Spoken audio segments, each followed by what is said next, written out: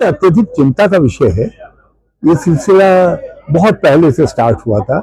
हमने 2013 की भयंकर विभीषिका भी देखी, जिसको व्यवस्थित करने में हमारी सरकार को लगभग 1.5 साल लगा था।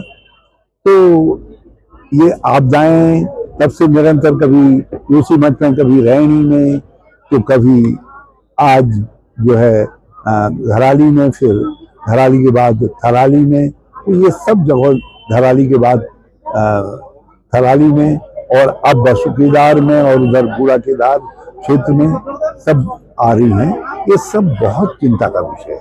ये जलवायु परिवर्तन इसका मुख्य कारण है, और जलवायु परिवर्तन से सर्वाधिक कुप्रभाव जो बादल फटने के और अति वर्षा के रूप में, अत्यधिक गर्मी के रूप में दिखाई दे रहा है, वो उत्तराखंड है।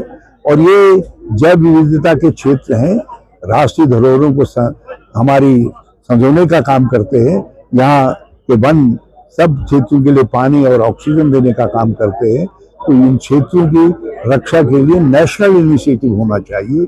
2013 के अंदर तत्कालीन यूपीए सरकार ने एक मिशन जलवायु परिवर्तन को लेकर के मिशन हिमालय लॉन्च किया था, जो कांग्रेस सत्ता परिवर्तन के बाद जिसके विषय में कुछ नहीं सुनाई दिया। फिर से हिमालय के लिए एक नई सोच बने मध्य हिमालय के लिए, और इन तीनों राज्यों के लिए एक योजना बना करके जलवायु परिवर्तन के दुष्प्रभाव को मिनिमाइज करने के लिए केंद्र सरकार काम इन राज्यों के साथ मिल करके काम।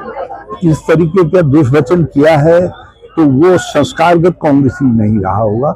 उसको क्षमा मांगनी चाहिए, उसके खिलाफ कार्रवाई करेंगे। हाँ, हम भाजपाई नहीं हैं। इन भाजपाइयों ने हमारी राष्ट्रीय नेता, हमारी मां स्वरूपा सोनिया जी के लिए, दूसरों के लिए क्या कुछ नहीं कहा, क्या कुछ राहुल गांधी जी के लिए नहीं कहा। लेकिन हम भाजपा के इस तरीके के दुष्वचनों को दोहराने वाले कांग्रेसमैन को हम एक्सेप्ट नहीं करते। बिल्कुल गलत है किसी के लिए दुष्वचन का प्रयोग करना।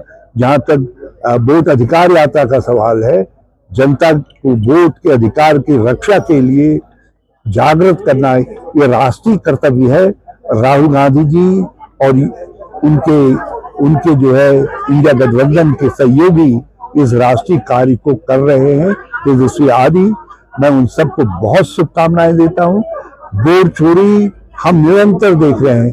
कोई इलाका ऐसा नहीं है, कोई नगर पालिका, कोई प्राइम हमारे ब्लॉक से लेकर के हम हमारे विधानसभा और लोकसभा के चुनाव में हमेशा कांग्रेस को वोट देने वाले लोगों की पिछले 8-10 साल से वोटें कट रही हैं, और कुछ ऐसी नई वोटें जोड़ रही हैं जो आश्चर्यजनक है, जिनके पते हमको मालूम नहीं होते हैं। और कई लोग तो ऐसे हैं जो वोटर लिस्ट में 10-10 जगह उनके नाम होते हैं, और वो कोशिश करते हैं कि अलग अलग समय पर उन जगहों पर वोट डाल दें एक ही शहर के अंदर। तो बहुत तरीके हैं।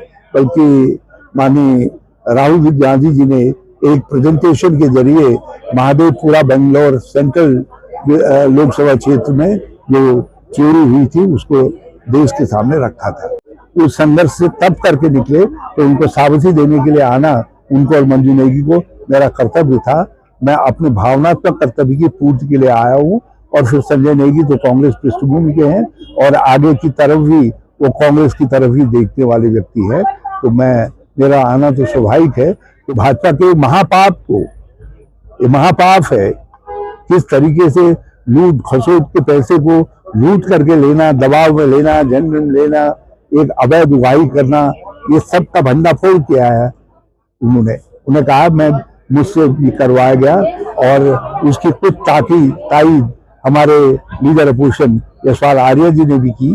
और बहुत सारे राज हैं श्री हरक सिंह के सीने में, बहुत सारे पाप कर्म भाजपा के हैं जो केवल हरक सिंह ही बता सकते हैं। तो मुझे उम्मीद है कि ये बम भी उन्होंने फोड़ा है, आगे भी कुछ बम हरक सिंह फोड़ेगा।